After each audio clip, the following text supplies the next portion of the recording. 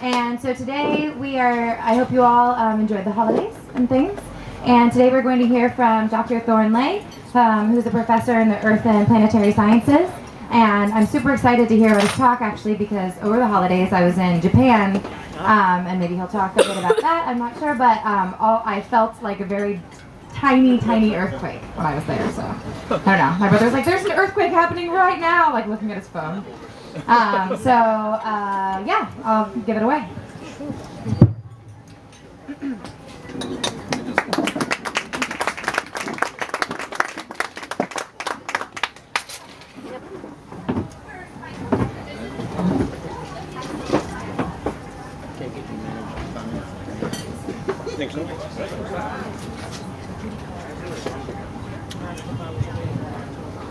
Okay, good evening, everybody.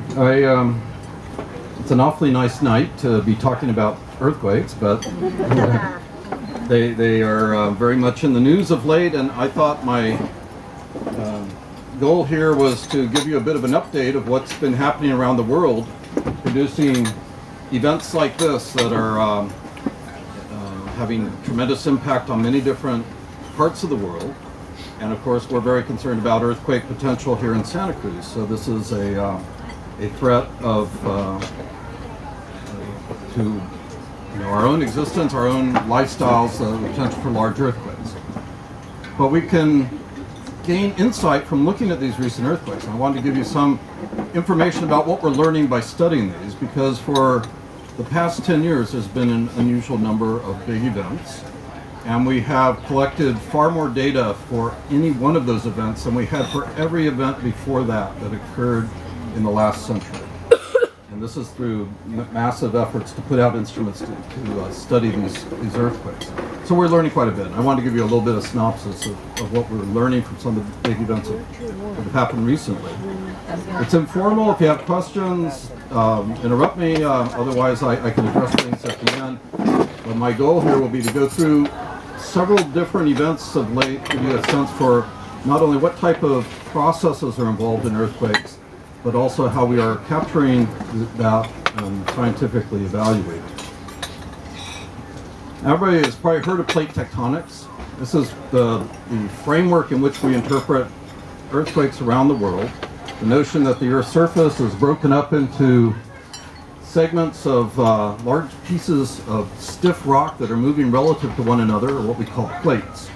And where the plates are sliding against each other or under each other or pulling apart from each other, there are bands of earthquakes on all the boundaries of these plates. So plate tectonics is a theory that developed in the 1960s based on many observations of the previous couple of decades before that, that gives us a basic understanding of why earthquakes occur. And we'll see that understanding elucidates a lot of the aspects of the earthquakes that have happened recently, though it doesn't provide you information about the precise timing of future earthquakes. So we gain a basic understanding of the framework, but not a specific prediction of future behavior. Now this is a plot where the big red stars indicate where there have been giant earthquakes in just the last 10 years, since 2004.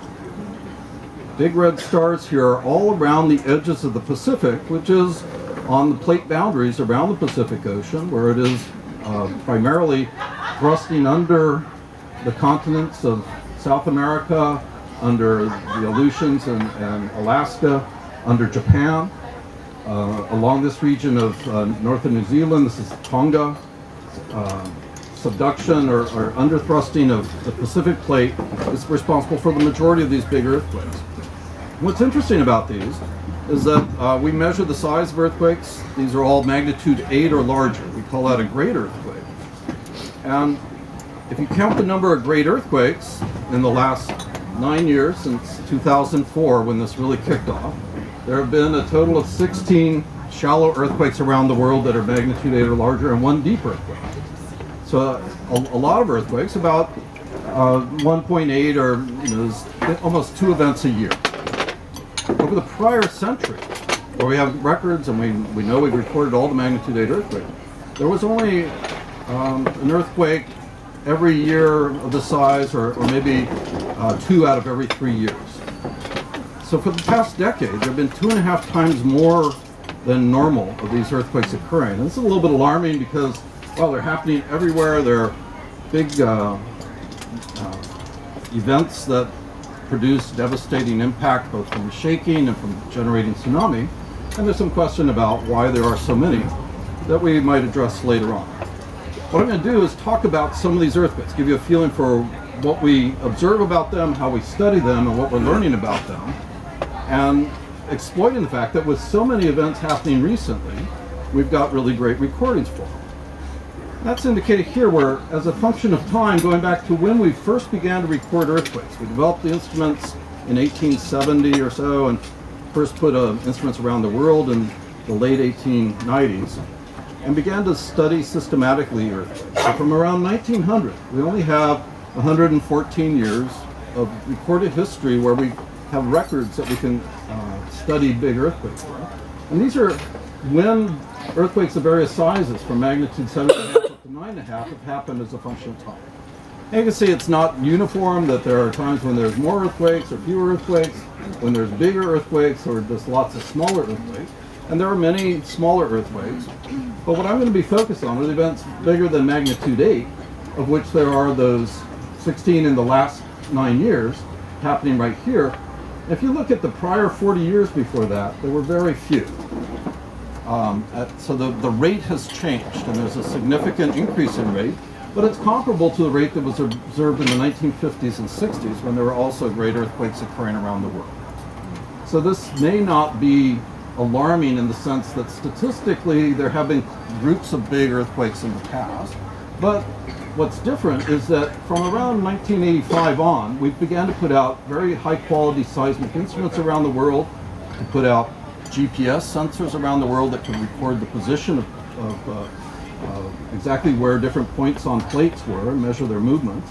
And we put out what are called dart buoys or ocean buoys to record tsunamis. So from this point on, we began to have much more seismic data. So all of these events started providing a huge amount of data for scientists like myself, seismologists, to study. And I study the seismic vibrations produced by these events. Every one of the big events has surprised us. And this is sort of embarrassing. When you're a scientist, you kind of think you should expect certain behaviors of the phenomenon you're studying. But again and again, as these 16 recent big earthquakes have happened, they have exceeded our anticipation of how big they would be or what region of the Pacific margins would fill. And this is just a list. I'm not going to go through all the details here. It's not too important. It's just that every earthquake, and I'll highlight a few of these, has caught us by surprise in one aspect or another. And I'm going to begin with the 2004 Sumatra earthquake, which I'm sure you can recall. It was a devastating earthquake that generated a huge tsunami and took about 250,000 people's lives. And I'll go through a few more up to the recent Tohoku earthquake, and yet even more, a few earthquakes down here at the very bottom, which are still surprising. So because we're collecting so much more data than we ever had before, we're able to study these events, and that's revealing the surprises. We wouldn't be surprised unless we could tease apart all the underlying complexity of these earthquakes. But because we can do that, we're finding that there's many things that we had not anticipated would occur. So I'll give you a few examples. First, I'm going to talk about this giant event in 2004. It's the largest earthquake in the last 40 years. It's the third largest earthquake that we've recorded in the 114-year history of seismology. And it ruptures from northern Indonesia, this is Sumatra here, all the way up along the Nicobar and Andaman Islands along the eastern Bay of Bengal. So over here is Thailand. Probably many of you have gone to visit Thailand, gone to the beaches of Phuket. And right along this region, there's this huge earthquake on Boxing Day, on December 26 in 2004. And it was very shocking and surprising for several reasons. And I'll show a few of the reasons that we were surprised. Now basically what happens for an earthquake of this size is that you have a plate, like the India plate, sliding under the Sumatra plate. Okay, this is what's happening all along the South American subduction zone, all along the Alaska under Japan. You have one plate shoving down under another. It's typically the Pacific plate there, but here it's the Indian plate, and it's moving northward and going down under Sumatra. And as it goes down, it's sort of stuck against that plate, and it drags it down a bit with it, flexes the upper plate. And the reason it flexes is because the sliding is resisted by friction. So the plates are squeezed together by pressure, and as the Indian plate is sinking, it's being pulled down by the weight of the dense matter down here, the plate that's already sunk deeper into the mantle. It is flexing the upper plate and straining it. Now, rock can be strained, but not very much. You can get it to strain about 1 part in 10,000 if you apply forces to it. So that would correspond to a volume that maybe is 30 kilometers in lateral extent. You could get it to deform by about 3 meters before it will break or before it will overcome friction. So that's not a lot, but it was happening on a massive scale because you're pushing down the whole upper plate along this 200 kilometer wide boundary. At some point, the plate keeps sliding down, you will overcome the strength of the rock, and friction will be overcome, and you'll suddenly slide this part of the plate that has been pulled down will rebound and does this largely elastically. It slides backward to a relaxed state. And as it does, it releases energy that will come out in the form of seismic waves, and it also pushes up the water above this plate, and that can generate a tsunami. So that's the simple primer on how these giant earthquakes all occur, is that they involve one plate sinking under another, but as it goes down, it drags the upper plate up to the limit of friction. It suddenly overcomes that, and very quickly, the elastic stored energy is released. So all the energy that had been built up in that 1 part in 10,000 deformation of the rock releases just in a few seconds. Now, along Sumatra, where this earthquake happened, it had been subducting for about 800 years without an earthquake. So it had been building up a lot of deformation, and that all was to release very quickly in this giant earthquake. As it releases, it sends out vibrations through the world, and this is going from where the earthquake is all the way the opposite side of the earth, how ground shaking was observed at stations all around the world. Now, as I mentioned, in 1985, we began to systematically deploy many very high-quality stations around the world with telemetry systems. These record ground motions as small as a nanometer, 10 to the minus 9 meter, that are telemetered into central data processing centers, and we can analyze these signals because these correspond to how the ground shakes at different positions. Santa Cruz would be about 135 degrees away, and we shook up and down here about a centimeter of vertical motion up and down. And nobody would have felt it here because it moved up and down rather slowly.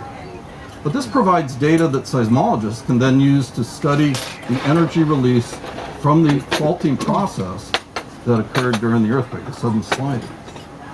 Supplemented for the first time in 2004 was multiple observations from geodesy, from GPS, sensors along the Andamans and the Nicobar and Sumatra regions that showed how the ground right before the earthquake suddenly displaced as the earthquake occurred. And these vectors show how the upper plate, as it sprung forward, moved seaward by as much as 5 meters.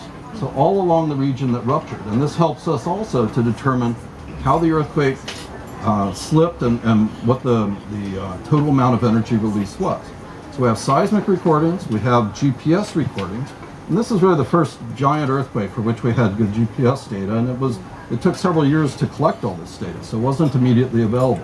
You're going to see when we talk about a later earthquake that everything could be done within minutes. Here it took months. So just in 8 years, we moved from a time delay of several months to analyze the signals, or in fact years for this GPS data, to just a few minutes. Now, these vibrations recorded around the world and the GPS movements can be modeled, and we can model them on the computer. We solve F equals ma. We figure out how strained rock, when it releases, it suddenly slides on a fault, how it will change the displacements in the medium, how that will propagate out as seismic waves. And these are comparisons of recorded and observed signals. And you see the black lines and red lines look very similar.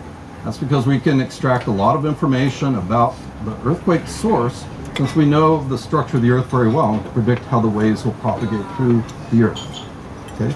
So we model the signals, both the seismic and the GPS, and we can determine plots like these. And this is a summary of about 8 years of studies of the Sumatra earthquake.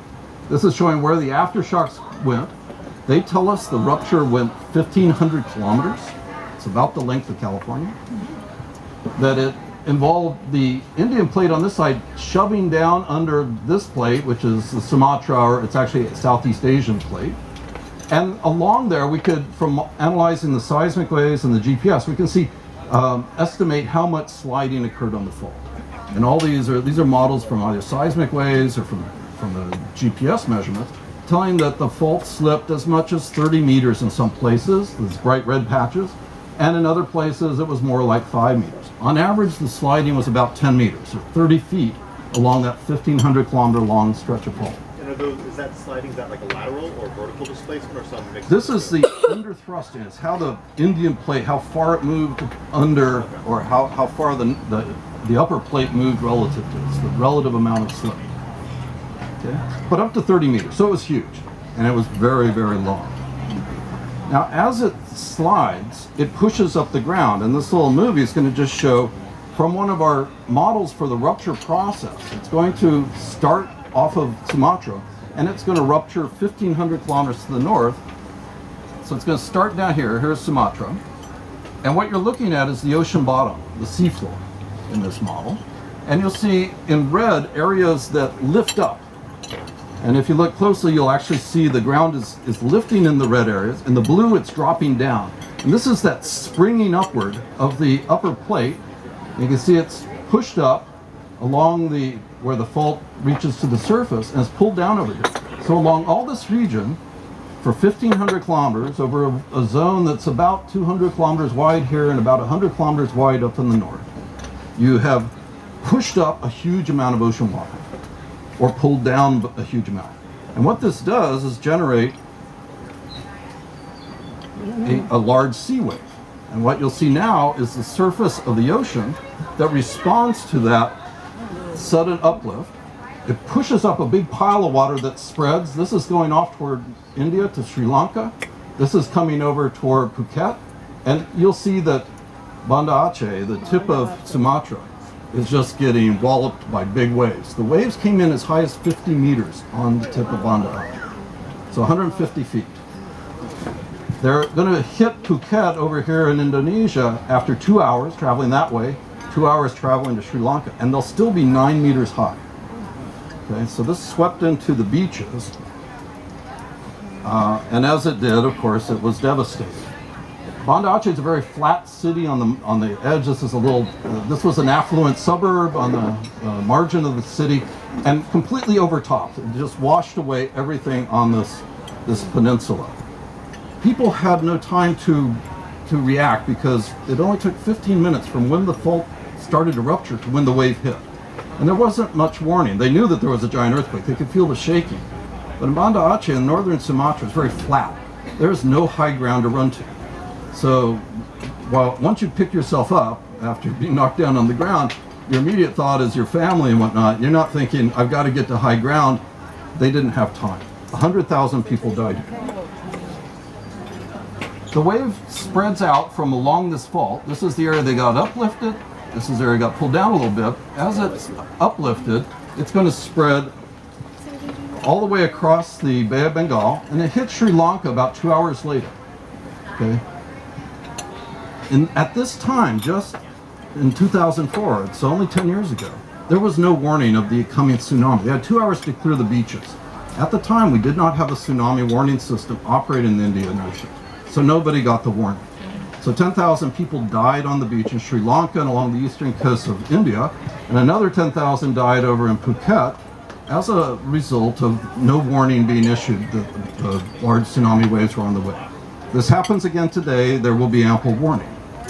In Sri Lanka and along the Indian coast, 10,000 people died, but no elephants died. Elephants got to high ground. And maybe you can tell me why or how. But the 2 hour delay is how long it takes the sea wave to get there, the tsunami wave.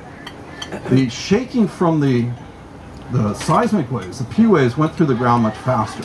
Got there in about 9 minutes. Elephants felt shaking, said that's not good. They went to high ground. People went to beach. This was a huge earthquake, and this is just to reinforce the size. This is putting the area that ruptured superimposed on California. And imagining that all that slipped on average 10 meters, the southern part 30 meters.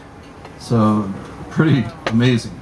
This will not happen in California. There is not a big fault under the state like this, fortunately.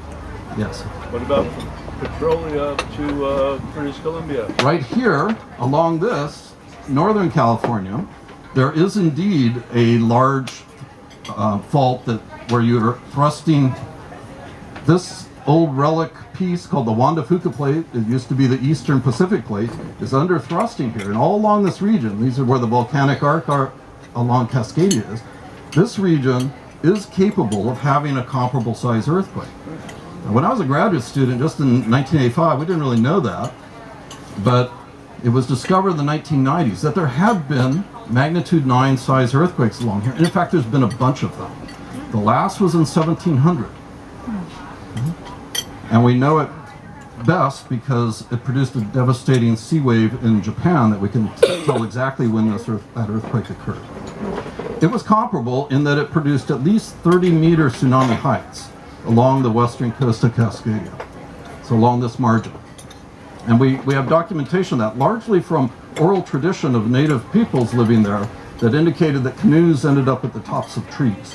And they didn't write that down, they orally conveyed it through generations, so it wasn't known exactly when, but by using the tsunami records in Japan, we were able to date this precisely to 1700. The events there happen about every 500 years, so it's been 300 years since the last one. It may not happen. May not, I don't know. Okay, that was 2004, and then it began. After that, we worked very hard to improve the instrumentation around the world to be more able to more rapidly analyze the seismic and geodetic signals, to get more tsunami recordings so we could do better tsunami warning systems. And that was progressively enhanced throughout the past 10 years to where we have now very sophisticated rapid assessment capabilities for these types of giant earthquakes. But the earthquakes have continued to surprise us, though, by the nature of their faulting. Even as we got more and more observations, we kept finding strange things about the earthquakes. This, for example, is an earthquake that happened in 2006. It's a doublet. It was a pair of earthquakes. In November 2006, you had an 8.4 earthquake where the Pacific plate is shoving down into the Kuril Trench. This is just northeast of Japan. It's a big earthquake. It wasn't too unusual. But 60 days later, it was followed by rupture of another magnitude 8 earthquake out within the Pacific plate, which was clearly activated by the earlier event. So we have a situation where it's sudden sliding on the plate boundary, the Pacific shoved down, this produced the November event, broke the plate behind it. It's like pulling on silly putty too quickly. You can get it to snap. It actually snapped the plate and produced another event. This one produced as big a tsunami as this and as strong a shaking, actually stronger shaking than the slightly larger event on the plate boundary itself. So this indicates that there could be surprising interactions between giant earthquakes. They're only 100 kilometers away, but clearly this event was activated by the sudden motion of this event. It tells us how stresses are communicated in the subduction zone. In 2007, an area called the Solomon Islands. This is just Australia would be down here. This is along the Pacific, Southwest Pacific margin. It's a large earthquake. What was interesting about this earthquake is that it involves not one but two different plates sinking under another. One is called the Solomon Sea plate, the other is the Australian plate. They're both shoving down under the Pacific plate, going down here in this one subduction zone or trench. During the earthquake, the Australian plate shoved down as well as the Solomon Sea, and the sliding on the fault was in different directions. As the two different plates were going down in different directions, and we were able to resolve that from having differences in the direction of slip of the upper plate. So it ruptured not between two plates as the normal situation, but actually three plates are involved in here, all rupturing simultaneously. This region we had not expected earthquakes at all because it's very hot. There's a volcanic area here. We had thought there would not be earthquakes, and there was a magnitude 8.1 earthquake that broached two different subducting plates and slipped in different directions. We had never seen anything like that.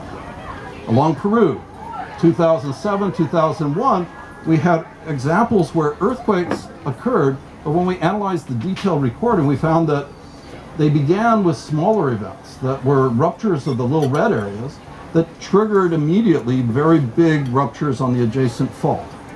This is a real problem for rapid earthquake warning. We're hoping to have rapid warning implemented in California within the next couple of years, but if earthquakes can continue to grow to bigger events soon after the initial event, it's going to make our job very difficult to anticipate what the likely size of earthquakes will be. In the 2007, it began with the 7.8 earthquake that ruptured a larger 8.1 just immediately next to it, but it sat around for a minute in between. So you'd think it's over, and then there's suddenly an 8.1. In 2001, there was a 7.5 earthquake that, after the waves spread down about 100 kilometers, they triggered an earthquake that was much bigger. This is an 8.4 that ruptured back toward the first one. So it's as though the fault seemed to go back and forth in terms of where the rupture was actually because of triggering interaction. So these are triggering on the same fault. With the Curral earthquake, we saw two different faults triggering. Here there's one fault triggering, but in stages. And this presents really great problems for anticipating earthquakes in the future. In 2009, near Samoa, this is the northern end of the Tonga subduction zone. For New Zealand, will be down to the below this picture. There was a big earthquake within the subducting Pacific plate, magnitude 8 earthquake, and when we analyzed the signals for it, we could not match them very well just by accounting for it by the rupture within the plate. And we found out that it had produced simultaneously as it ruptured within the plate, it had produced a magnitude 8 earthquake on a different fault. The geometry was like this. It actually ruptured here first, and that produced slip on the main plate boundary. So just the opposite of the 2006 Curral events, which the plate boundary had slipped and it had made the plate snap. Here the plate snapped and that made the plate boundary slip. This kind of pairing and complexity of pairs of great earthquakes produced very big tsunami and damaging tsunami in Samoa and Tonga, but it also makes anticipating what's going to happen during any great earthquake particularly difficult. The efficient triggering between events is enhanced for these very great earthquakes because they involve large shaking of the ground, large stresses. 2010, we're getting closer to the present. Magnitude 8.8 earthquake in Chile ruptured several hundred kilometers along the coast where the Nazca plate, the eastern side of the Pacific, is shoving down under South America. South America moves westward. What's most notable about this giant earthquake is that it caused significant damage in Chile, but the engineering in Chile was quite good, was that we had many GPS sensors along the coast. So before the earthquake, all of these GPS sensors showed that the coast was moving eastward. Well, that's because the fault was locked and the plate was shoving it under there. It was pushing it to the east. So we were able to detect that before the earthquake and to map out regions where we expected the earthquake to happen. These bright areas are areas where we knew there was a lot of accumulated deformation or strain that would release in future earthquakes. We also knew from accounts from Charles Darwin that in 1835, when he was sailing on the Beagle, he came to this region where there had just been a giant earthquake. And so we had an area that we anticipated re-rupturing after it was 170 years or so, 180 years. And in fact, when we analyze it to figure out where the slip was, it's not in the region that Darwin observed. It's to the north of that, in a region that had had a recent earthquake. So we recognize that even though there can be portions of the fault that have long time between earthquakes, we have to worry about the areas that have failed more recently. They can still generate the primary slip in big events. This is from analysis of the seismic and the GPS observations for this event.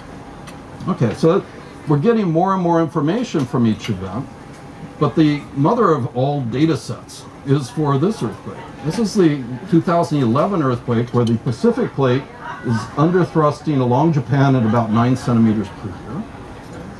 And on this margin, there's a wide fault contact between the two where the Pacific plate is going down. There have been no giant earthquakes ever recorded. The largest earthquake we had recorded historically in Japan had been about 8.3. But nonetheless, we know that the subduction zone, or the subduction is proceeding. You're bringing the Pacific plate at around 9 centimeters per year. If it's locked, then it will be flexing the upper plate, pulling the upper plate down out at the trench here, pushing it up on land. And if that friction is released, you'll suddenly slide the upper plate up, just as I showed you for Sumatra. The same type of thing would happen. But we didn't really anticipate a particularly big earthquake here because there were indications that the fault is not that well locked up all the way out to the deep trench. It was just, we thought it was just locked up down here at pretty close to the mainland of Japan. That was based on this. We had GPS sensors. After the 1995 Kobe earthquake, the Japanese put $1 billion into putting instrumentation around their country, including 1,200 GPS sites to record ground motion, 1,200 seismic sites, and many tsunami sites as well. And what they observed was the coast was moving westward before 2011. Based on that, they knew that the fault was locked. It was building up strain. It was being pushed in that direction by the underthrusting of the plate. And they identified areas along the coast where it was likely that there would be earthquakes. But the models indicated that they probably won't be bigger than about magnitude 7.5 to 8. And that's what we've seen along this coast for the previous century. But you'll note that they didn't anticipate that this region way out near the trench could have any strain accumulation. And that was an assumption. That was not modeled. They had just begun in around 2000 to put some instruments out near the trench to monitor whether this region was also accumulating strain. And the signals had not been processed at the time of 2011. What you're going to see now is how the ground shook at the GPS sensors. They're going to record the motions of the ground as the waves and the flinging of the upper plate occurs when the Pacific plate is underthrusting this way. It's going toward the left. The upper plate's going to rebound or slide to the right. And what's shown on the left will be the horizontal motion. Over here will be the vertical motion from some of those 1,200 GPS sites. Oops. In Japan. It's a fantastic data set. Show us where Tokyo is. I think I know where it is, but just for interest. Tokyo would be down here. Right, okay. Okay, so hopefully this will work.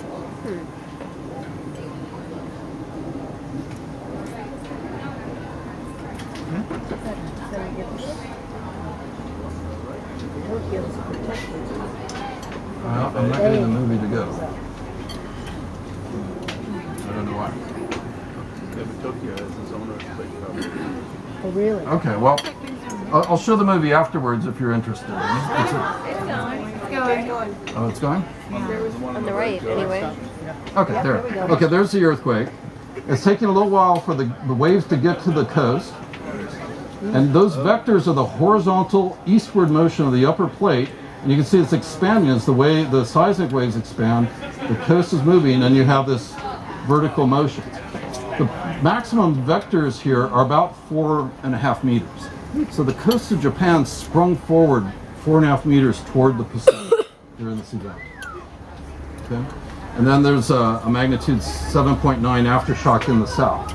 This is near Chiba, and this caused a lot of the refinery fires down in the south near Tokyo. It happened just 20 minutes later. Okay, so this earthquake, we have recordings over all of Japan, 1,200 sites, and we know exactly how the ground moved during that sudden release of the strain. We never had that type of information for a great earthquake. This is compared to about 30 observations for the Sumatran earthquake, just 7 years earlier. Based on seismic waves that came out and on the GPS motions shown here, we can model them, and we determined, various groups determined, that the earthquake slipped over a region about 200 kilometers wide, about 300 kilometers long, but the maximum slip was out near the trench.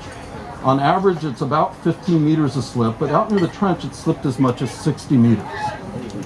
Okay, so sudden sliding to the ground of 180 feet over a couple hundred kilometer wide area. Now that's a huge displacement, bigger than any we'd ever seen for any earthquake. So this is one of the many surprises of these big events. These are recordings of the GPS sensors in the east, north, and up and down direction. And you'll see they kind of have a little step in them. That's the net offset toward the east of the stations or their direction to the south or to the north. And we can model all that. This comparison of observed and predicted synthetics, we can actually do a very good job of modeling these. And that confirms that for this earthquake, there was, various models that have large slip, 50 to 60 meters in all the models out near the trench. Okay? That is unprecedented, and it had a terrible consequence. All that displacement out near the trench, 60 meters of sliding the fault, pushed up the ground, the seafloor, and caused a giant tsunami.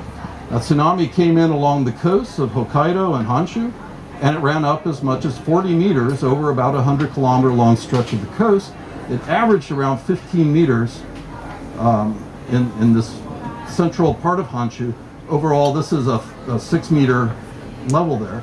The dashed line is the height of the tsunami walls that had been built on the harbors to protect the harbors on the east coast from tsunami. So they had anticipated magnitude 8.3 earthquakes would produce tsunamis no bigger than 5 meters. Got hit by stuff that came in with 15 to 40 meters. Oh, God. This depicts as the fault is rupturing. In our model from UCSC, the fault is sliding at different times. It takes it about 2.5 minutes to slide. Actually, a little bit less than that, about 2 minutes to get to its total slip. This is how the seafloor is being pushed up. The white areas are elevation. It's being pushed up about 7 to 8 meters, actually lifting up the seafloor, and that's pushing up all the water above it. This is the motion of the surface of the ocean, which gets enhanced to even larger values by the response of the water to being pushed up in the air rapidly. And as a result of that sudden displacement of the ocean bottom, you generate tsunami waves, and these are spreading out 10 minutes, 22 minutes. They do travel slower than the seismic waves.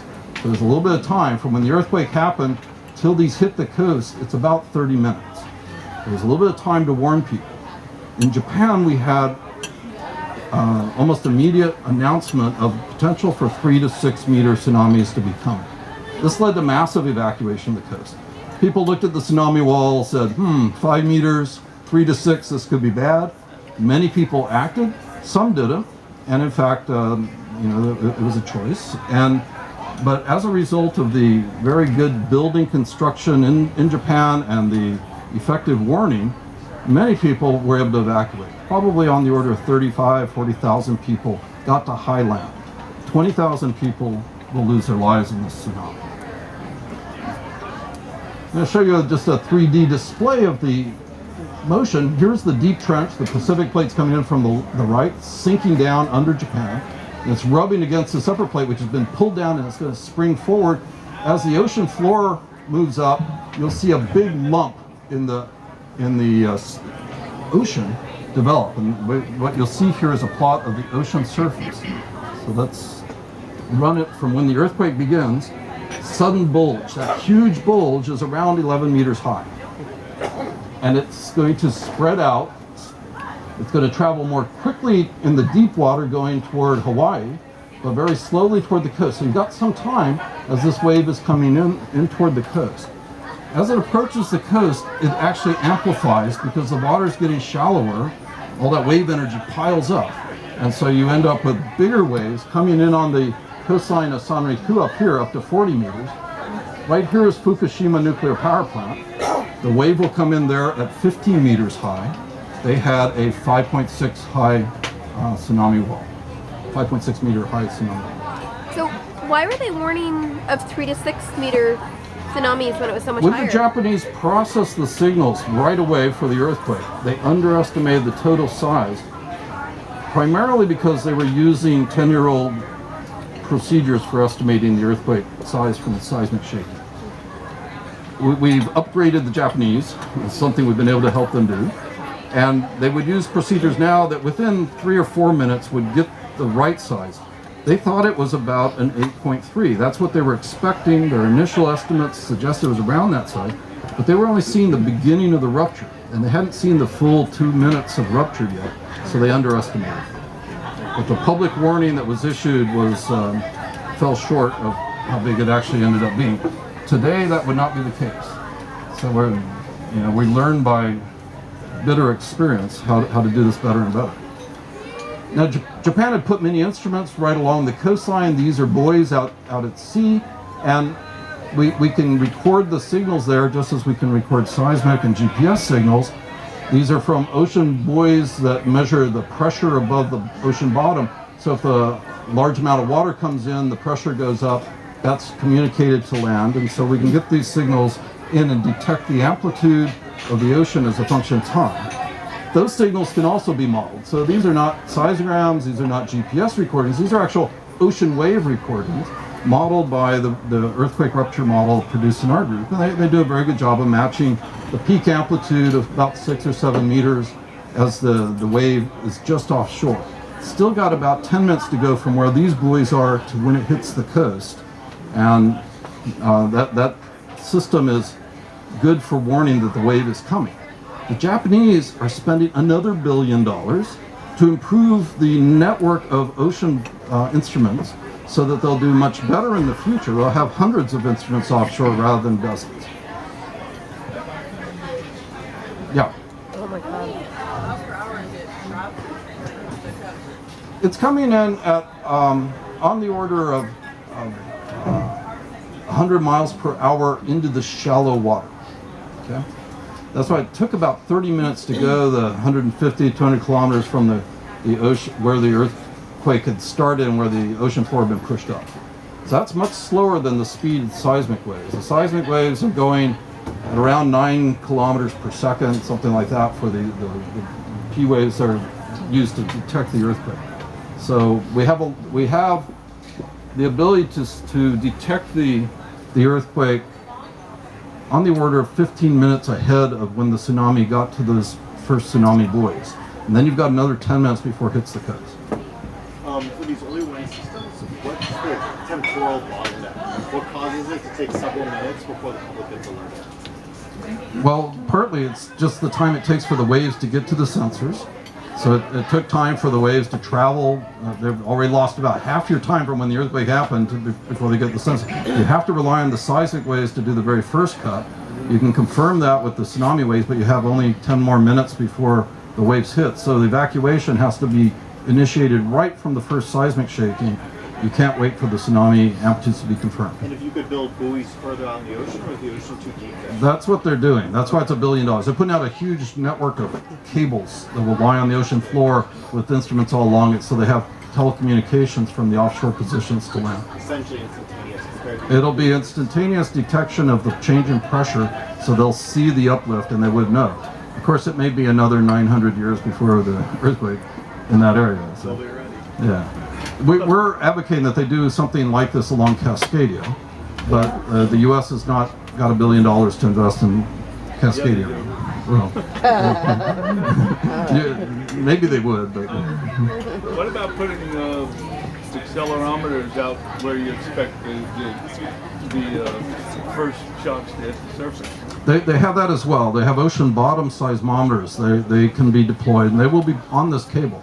Yeah. Along with the pressure sensors. I mean, if you wait for the P waves to reach the shore, you've lost several minutes, and you don't have to. That's right. But the problem is that you don't know how big the earthquake is from just seeing the very first motion. You have to see it expand. So you have to have some sense of how big it is by waiting for it to get big before you know. Okay, so there's still some latency in the problem. It's not possible to do it from the very first onset of the earthquake.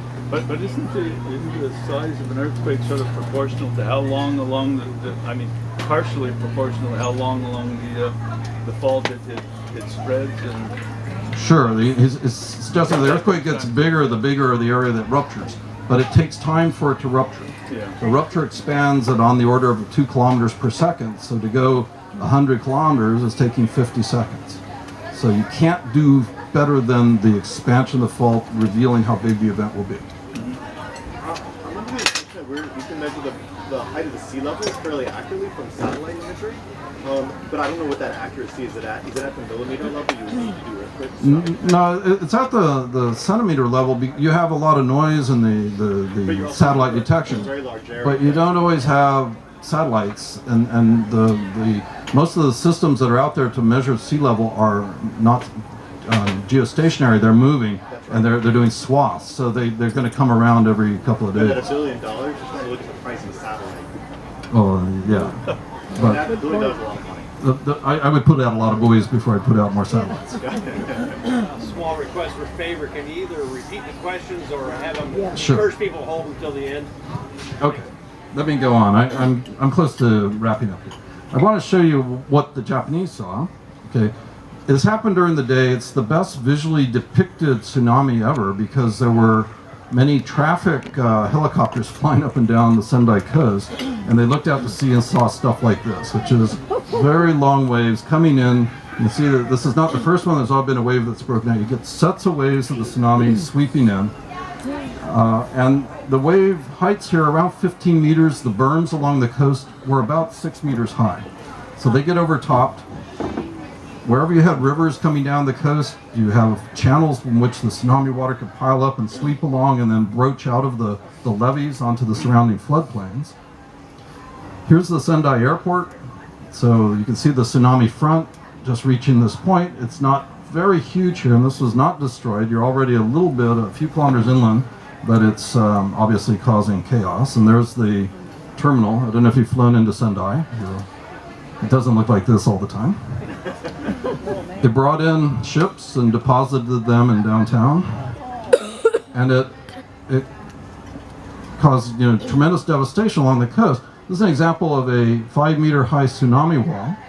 The tsunami is going to come in, but it was on the order of 8 meters high at this spot, and it swept into the bay. So this had been set up to protect the bay from, it was to make any waves that come in break, but it was just overtopped. So when the wave came in, it took the tsunami wall and it put it in downtown and deposited it and wiped out everything. So it's Kamaishi. And these towns, there's big questions about redevelopment of them. Another coastal, here's a marina. There's a tsunami wall just out to the right of this, and it was overtopped and pretty much mobilized, moved westward.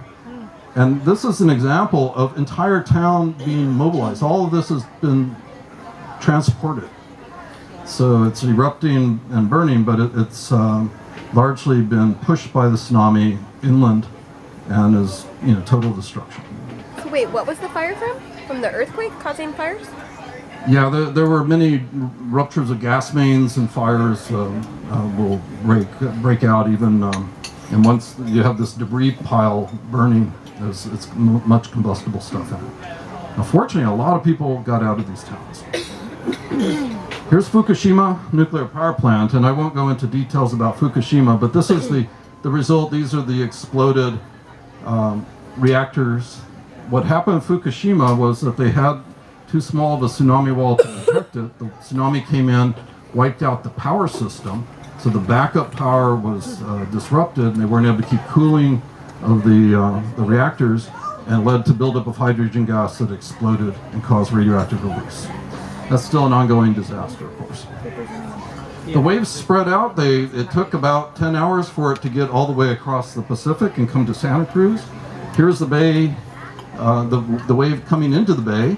This is from the Berkeley Hills, looking out at the tsunami from this event, sweeping into the bay. It's only about 40 centimeters high at this point. Okay, so we were far away. We didn't get the giant tsunami.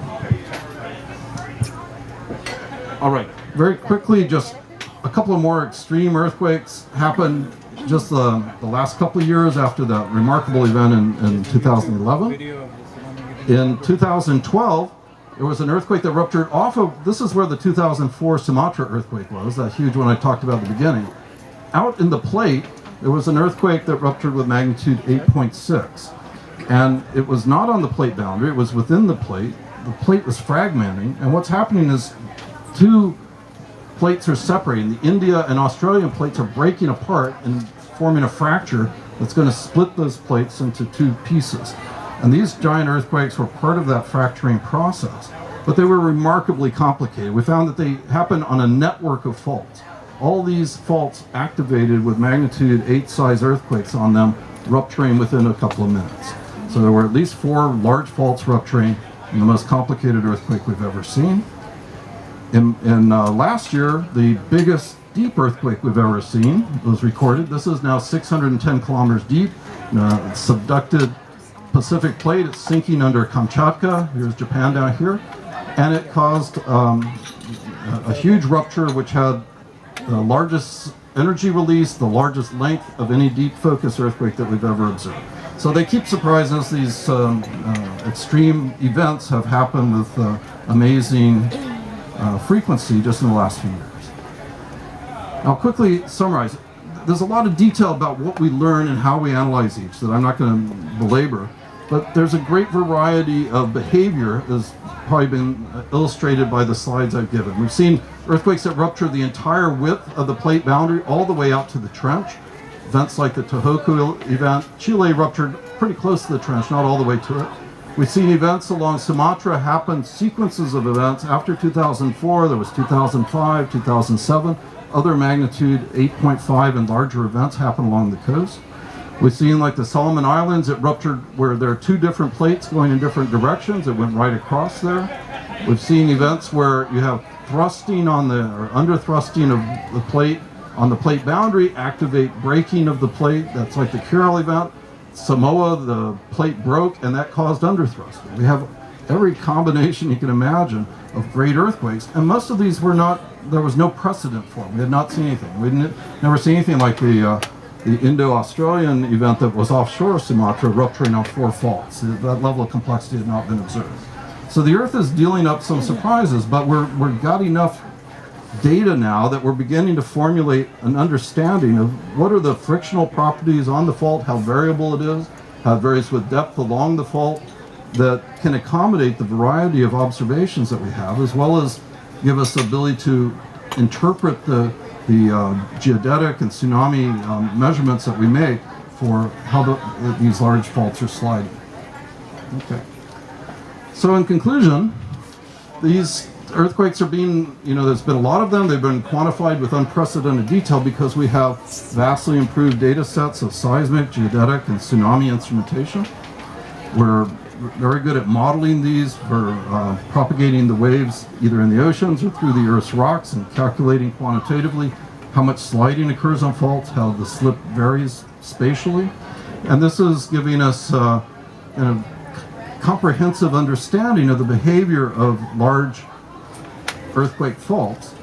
But it's not answering questions such as where will the next big earthquake be, or when will there be other events like this. So we have to have societal preparation on a global scale, because as you saw, the earthquakes are happening all around the world. It doesn't matter if you're a developed nation like Japan or an undeveloped nation like Sumatra or Indonesia, you're vulnerable to them, and we have technological ability to give warning and save lives in many cases that needs to be implemented, including along Cascadia. And this is also true for Alaska, where we've had magnitude 9 earthquakes, though we think it will be some time before we have more along that margin. Okay, so I'll be happy to take questions. That's just a quick overview of some of the recent great earthquakes and some of their interesting phenomena. So thank you.